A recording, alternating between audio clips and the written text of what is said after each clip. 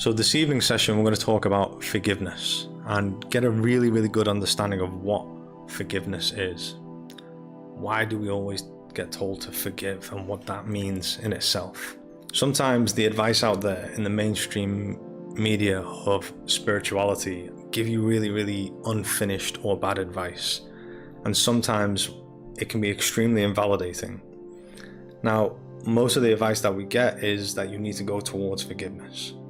And if we're looking to go towards forgiveness, we're not fundamentally understanding how we work and how we can get to these places. So we find ourselves in this loop, in this trap, and we're trying to figure out why can't I get to these places? So it takes you to a place of trying to do something you can't do. No one can forgive for wanting to forgive. No one can forgive by trying to forgive. Forgiveness is actually not the goal. Forgiveness isn't something you do, it's something that happens. And it happens as an outcome of emotional healing. Now, the goal of emotional healing isn't even forgiveness. The goal of emotional healing is letting go. And by letting go, that outcome is forgiving. But what am I letting go of? What does that even mean? What am I even healing? So to understand this, we need to explain what happens in the moments where we experience emotional distress without having any resolution for that distress. Emotional distress without resolution is emotional trauma. That's what emotional trauma is. And this happens to us so much more than you would think throughout our lives. So we're healing our emotional trauma. That's what we're going towards. Now, emotional trauma happens many times throughout our lives without us even being aware of it. And to find out more in depth of what emotional trauma is, you can watch my YouTube video titled "What is Trauma?" Now, in the moments of emotional trauma, we experience a split in our consciousness. This is where we create aspects of ourselves, like parts of ourselves. And in these moments, each of these aspects have their own needs, wants, and desires. They have their own behaviors. So what we do in these moments is we take on the aspect that has the behavior that will keep us safe. And then we reject the other aspect that's carrying the experience we are protecting ourselves from. And this experience is different based on the experience we're going through. An example of this would be, as a child, my pain isn't seen by my caregivers. Now, in these moments where I would be crying, or maybe I might be angry, I might get shamed for it. I get punished and pushed away for expressing these parts of myself. These parts of myself that is the true me in these moments.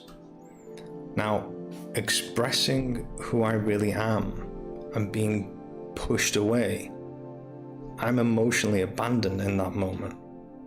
This doesn't mean our caregivers are bad people or they didn't love us.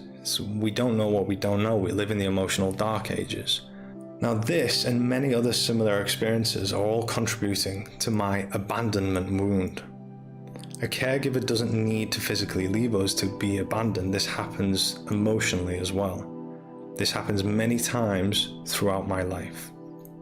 When these experiences happen, it's very normal that I would give meaning to these experiences. Meanings like, I'm rejected, I'm unloved, I'm not good enough, I'm unworthy. Now, as an adult, I will get into a relationship and things start to go well in this relationship, as they usually do. So I decide to start letting my guard down even more than I usually would. I start to show myself, the most authentic me, more. The true me, the vulnerable parts of myself that I've learned isn't okay to show. The parts of myself that I've always been hiding.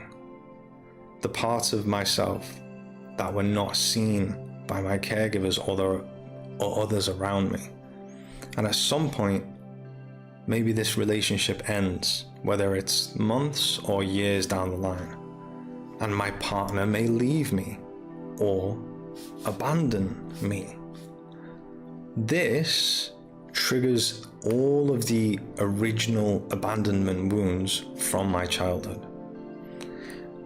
And when I try to show my pain to my partner, I am again pushed away from this person.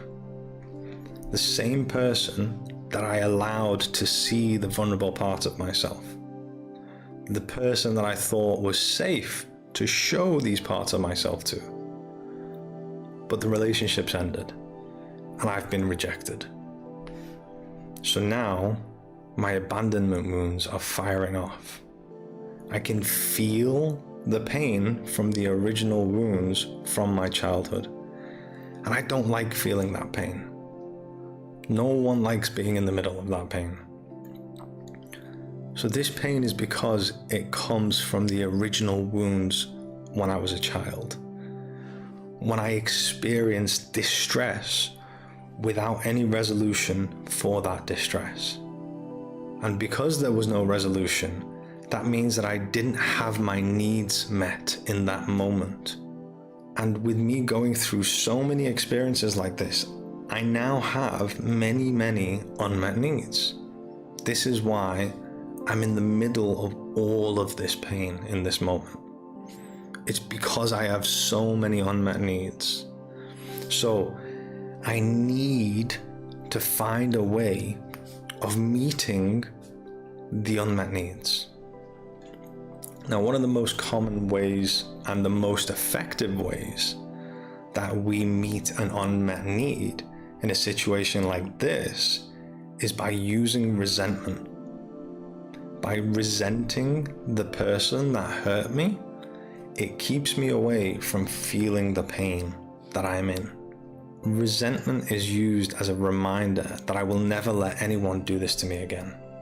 We resent and close our hearts as a way to keep ourselves safe. Now, this is the experience I have been through. But how do I get to forgiveness?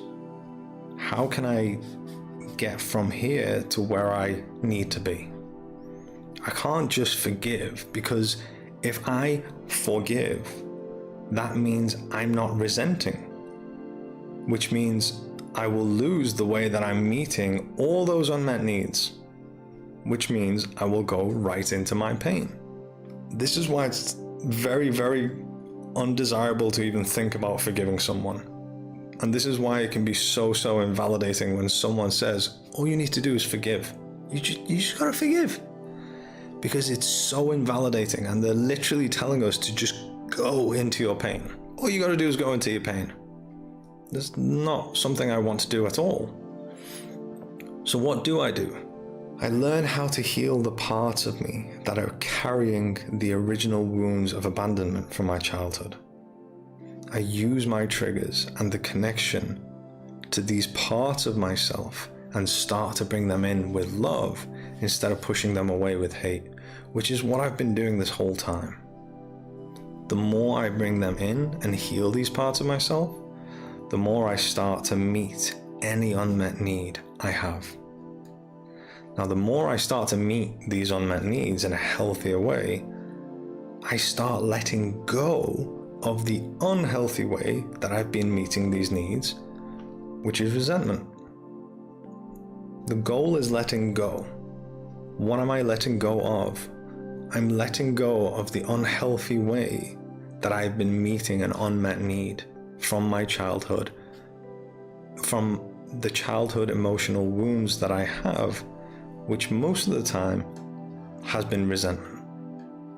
And because I am letting go of the resentment as I'm meeting the needs in a healthier way, the outcome of that is that I don't resent the person anymore, because I'm letting go of the resentment, which means I forgive the person, not because I tried to forgive, but because I no longer need to resent in order to keep myself out of the pain. But maybe I'm at a place where I feel like I can't forgive. And I'll never forgive.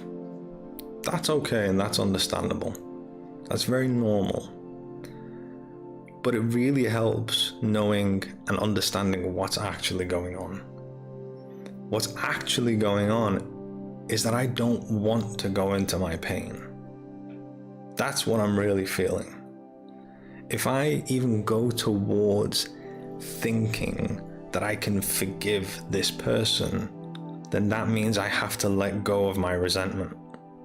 And there's too much pain. So I don't want to. And that's very, very okay. And that's very, very normal. You don't have to forgive anyone.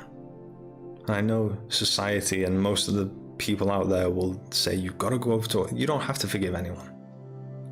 They're literally telling you have to go into your pain, and you don't. It's not the path.